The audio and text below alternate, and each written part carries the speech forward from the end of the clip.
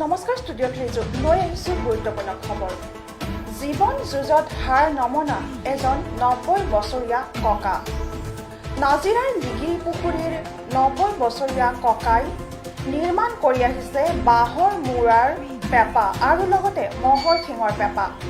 পেঁপা বজোৱাৰ উপৰিও ককাই নিৰ্মাণ কৰে জনপ্ৰিয় পেঁপা।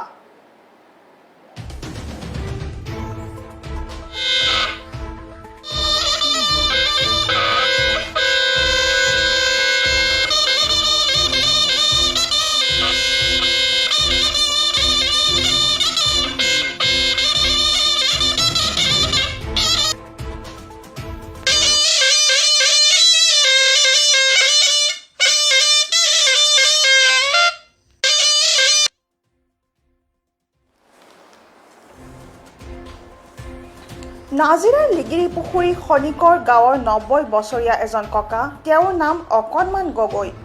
সৰুৰে পৰা 8-9 বছৰ বয়সৰে পৰা গৰু চৰাবলৈ গৈ নৰাৰ পেঁপাৰ পৰা আৰম্ভ কৰি বৰ্তমানেও ককা অকণমান গগৈয়ে 90 বছৰ বয়সলৈকে বিভিন্ন মঞ্চত বজাই আহিছে মহৰ শিঙৰ আৰু বাঁহৰ মূৰাৰ পেঁপা। কেৱল পেঁপা বজোৱাৰ লগতে মহৰ শিঙৰ আৰু বাঁহৰ মূৰাৰ পেঁপা নিৰ্মাণ কৰি আহিছে 90 বছৰীয়া ককা অকণমান গগৈয়ে। বিভিন্ন মঞ্চত পেঁপা বজাই বহুতো খিতাপো অৰ্জন কৰিছে 90 বছৰীয়া বৃদ্ধ অকণমান গগৈয়ে।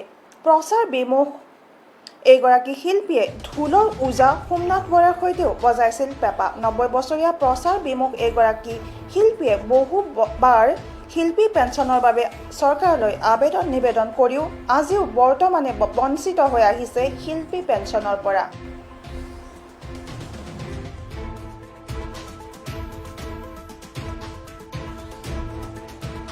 মই বৰ্তমান উপস্থিত আছোঁ নাজিৰাৰ লিগিৰি পুখুৰীৰ খনিকৰ গাঁৱত আৰু মোৰ সৈতে উপস্থিত আছে এজন 90 বছৰ বয়সৰ এজন ককা। তেওঁৰ বৰ্তমান এতিয়াও 90 বছৰ বয়সলৈকে এতিয়ালৈকে তেওঁ মহৰ শিঙৰ পেঁপা, বাঁহৰ মূহাৰ পেঁপা তেওঁ নিজে প্ৰস্তুত কৰি আৰু এতিয়া বৰ্তমানলৈকে তেওঁ বজাই আছে। মই পোনে ককা ওচৰলৈ যাব বিচাৰিছোঁ। তেওঁ নাজিৰা লিগিৰি পুখুৰী খনিকৰ গাঁৱৰ অকণমান গগৈ হয়। ককা, আপুনি পেঁপা কিমান বছৰৰ পৰা আপুনি পেঁপা বজাবলৈ আৰম্ভ কৰিছিলে? মই 9 বছৰ বয়সৰ পৰা পেঁপা বজাবলৈ ধৰিলোঁ। হয়, কিন্তু আপুনি ক'ৰবাত প্ৰশিক্ষণ লৈছিলে নেকি? ক'ৰবাত আপুনি শিকিছিলে নেকি?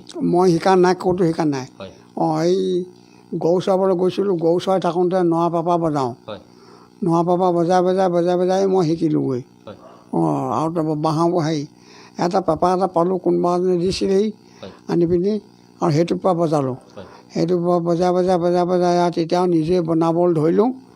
আৰু তেতিয়াৰ পৰা মই এই পেঁপা বজাবলৈ ধৰিলোঁ।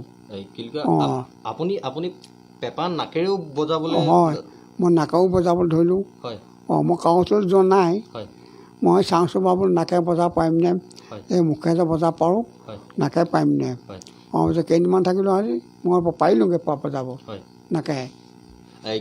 আপুনি এতিয়ালৈকে বৰ্তমান শিল্পী পেঞ্চনৰ কাৰণে আপুনি চৰকাৰৰ ফালৰ পৰা কিবা আপুনি মানে মই একোটো পোৱা নাই। কাগজ পত্ৰ বহুত কৰিলোঁ। হয়, সেইটো আপুনি কাগজ পত্ৰ কিমান দিনৰ পৰা কৰিলে?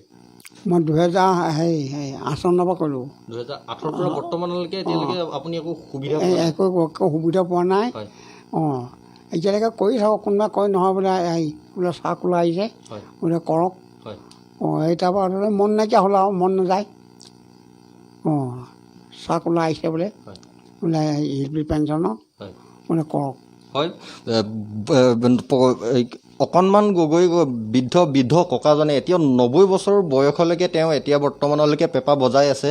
কিন্তু এটা কথা তেওঁ মানে দুখিত, তেওঁ বৰ্তমানলৈকে আপোনাৰ শিল্পী পেঞ্চনৰ কাৰণে চৰকাৰলৈ নিবেদন কৰাৰ পাছতো চৰকাৰে তেওঁলৈ বৰ্তমানলৈকে এতিয়ালৈকে চকু দিয়া নাই। কি বুলি কয়, তেওঁ 2008 চনৰ পৰা বৰ্তমানলৈকে কাগজ পত্ৰ দি আছোঁ বুলি কৈছে, কিন্তু হ'বকৈ ককাক দিনবিলাক পিছুৱাই বৰ্তমানলৈকে তেওঁ কোনো সুবিধা পোৱা নাই। হয়, মই বৰ্তমান উপস্থিত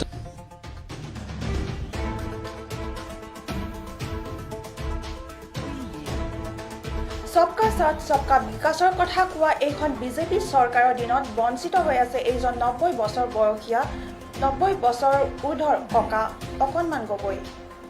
এই বাতৰি সম্প্ৰচাৰ হোৱাৰ পিছত জনপ্ৰতিনিধিয়ে কি ব্যৱস্থা গ্ৰহণ কৰিব সেয়া হ'ব বাৰুকৈ লক্ষণীয়। আৰু এই খবৰটোৰ লগে লগে মই ৰিজু ষ্টুডিঅ'ৰ পৰা বিদায় লৈছোঁ। পৰৱৰ্তী বাতৰিৰ বাবে চাই থাকিব PI নিউজ, ৰাইজৰ দ্বাৰা ৰাইজৰ বাবে। ধন্যবাদ।